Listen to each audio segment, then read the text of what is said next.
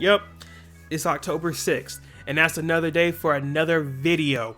We got some news today. We got some news today for Pokemon Scarlet and Violet. Today we got a new trailer, and this new trailer is showing off some pretty interesting stuff that I've been waiting for to see.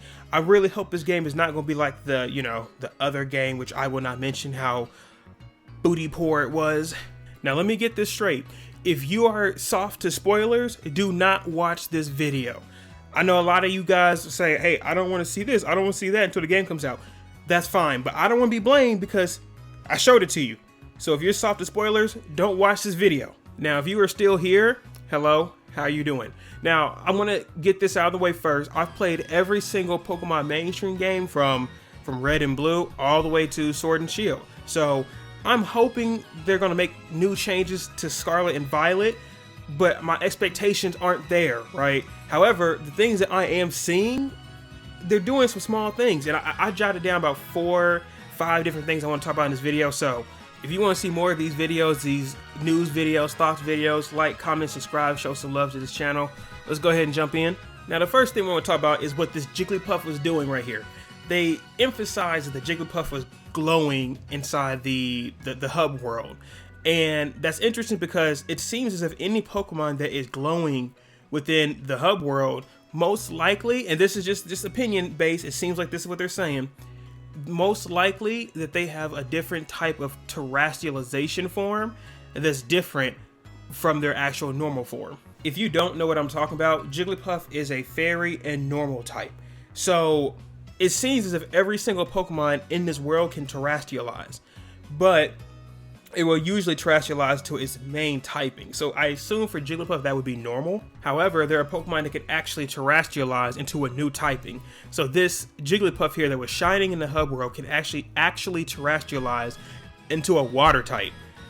Now, for those of you who don't quite get how crazy that is, if you're playing Pokemon, and it's a game of checkers and chess, right? You're playing it, so hey, you're trying to have a better Pokemon that's a type advantage over the other one.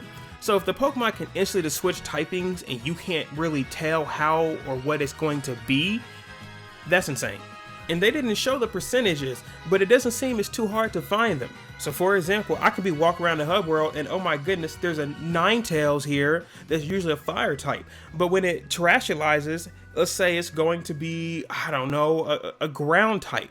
That's amazing because it's going to take care of some of his coverages. So if you're going to bring out a rock type against a fire type Ninetales, but I terrestrialize, now I'm a ground type, and I have this, what is it, Terra Blast attack that's going to be a ground type, it changes the meta immensely. Now, I know people complain about a lot of different gimmicks. For example, people hated what's it called, Mega Evolution. People hated Z moves because you never know if Lando's running fly or not. They can just destroy anything you have. And then Dynamax and Gigamax was also crazy. They just had to ban it straight out inside Showdown. So will this probably be banned? Most likely it will. I'm gonna be honest, but within game, this is probably, to me, one of the craziest things you can possibly do. Now, they did kind of show it inside the trailer that once you take enough damage, the Pokemon will go back to its normal typing. Now, I don't know if that's for every single terrestrialized Pokemon or if that's just, for example, this Jigglypuff. If it's just this Jigglypuff, then I mean, sucks. It's just really for the wild. But if it's for any Pokemon, I don't know how crazy that'd be for the meta itself. But anyways, let's move on to the next one.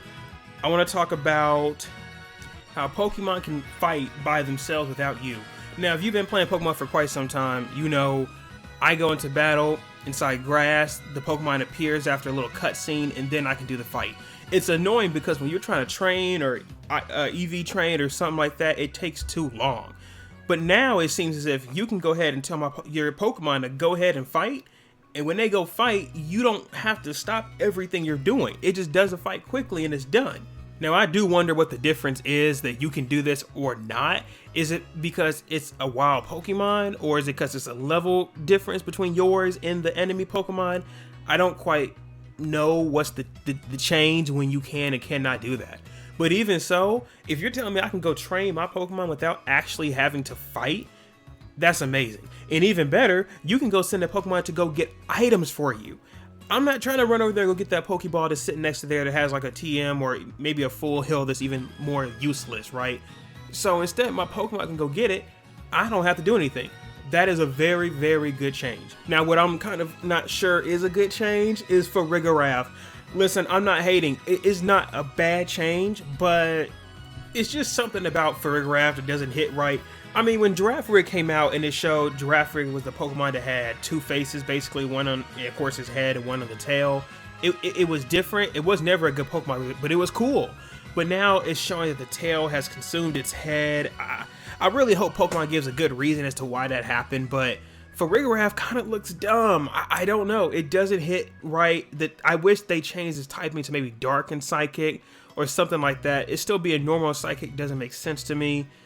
I don't know, man. I mean, I'm not hating on it. Maybe it'll surprise me, but for Rigorath, you could have probably picked a better Pokemon than this one to showcase as, you know, the trailer for a 15-minute video. This one wasn't it. This one wasn't it. I don't know. Now, finally, the best change that I see on here is the TM machine. They showed a Drifloon getting Icy Wind, which is, it might be one of his egg moves. I can't remember, but if anything, it doesn't learn it normally. So that's amazing to me that they said you can go and find TMs from the TM machine by using materials that you get from beating Pokemon. Bro, that's so great because you're telling me I don't have to go to the store and buy, let's say, 15 copies of Fire Blast, or I don't have to go and manage my resources because I only get one copy of, I don't know, what's one you usually find, Low Sweep or something like that, right? You can sit there and just use materials and just make TMs. That is the best change you could have possibly done. In this whole video, I mean, besides the Let's Go part of it and this, those two are, I mean, they're 1 and 2. That's the best change there. So besides that, I know they showed a couple more things such as playing ball with your Pokemon and eating sandwiches. I'll be honest, man, I don't care about none of that. So I ain't gonna front. But overall, I'm very happy with this October showcase because the game comes out within a little over a month, right? And I'm expecting it to be much better than Sword and Shield, hopefully better than Sun and Moon. We'll see what it is, but if you want to see this full video, I mean, go to the Pokemon's official channel, check that out again. Thank y'all for listening. Consider like, commenting, and subscribing to the channel. I think we got some more stuff coming on the way. So that being said, thank y'all for watching. Appreciate it, and have a good one. Peace.